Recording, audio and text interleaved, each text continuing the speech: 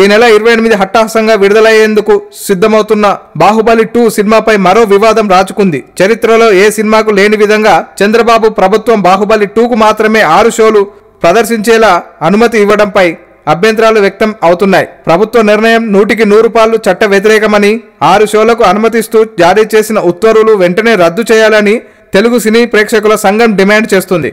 ఈ మేరకు ప్రేక్షకుల సంఘం సభ్యుల సోమవారం నాడు ఏపీ హోంశాఖ ప్రిన్సిపల్ సెక్రటరీ అనురాధను కలిసి తాను అభ్యంతరం తెలిపారు. ఈ సినిమా థియేటర్లో షోలను ప్రదర్శించాల్సిన వేళ చట్టంలో చాలా స్పష్టమైన అంశాలు ఉన్నాయని ప్రేక్షకులు సంఘం వాదిస్తుంది. రాత్రి 1 గంట నుంచి ఉదయం 8 గంటల వరకు సినిమా థియేటర్లో ప్రదర్శనలు ఉండరాదని చట్టంలో ఉండగా అందుకు విరుద్ధంగా బాహుబలి 2ను 6 షోలు అనుమతి ఇవ్వడం సరికాదని సంఘం పేర్కొంది. అభ్యంతరాలను స్పందించిన ప్రిన్సిపల్ సెక్రటరీ విషయాన్ని ప్రభుత్వానికి చేరవేస్తానని బదులిచ్చారు.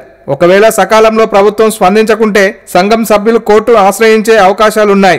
బాహుబలి 2 6 షోలకు అనుమతిస్తే ఏపీ సర్కార్ శనివారం జీవోను జారీ చేసిన సంగతి తెలిసిందే కదా. ఈ వీడియో మీకు నచ్చినట్లయితే సబ్స్క్రైబ్ చేయండి. ఫిలిమి స్టార్స్ బోల్డ్ అంత న్యూస్ బోల్డ్ గా.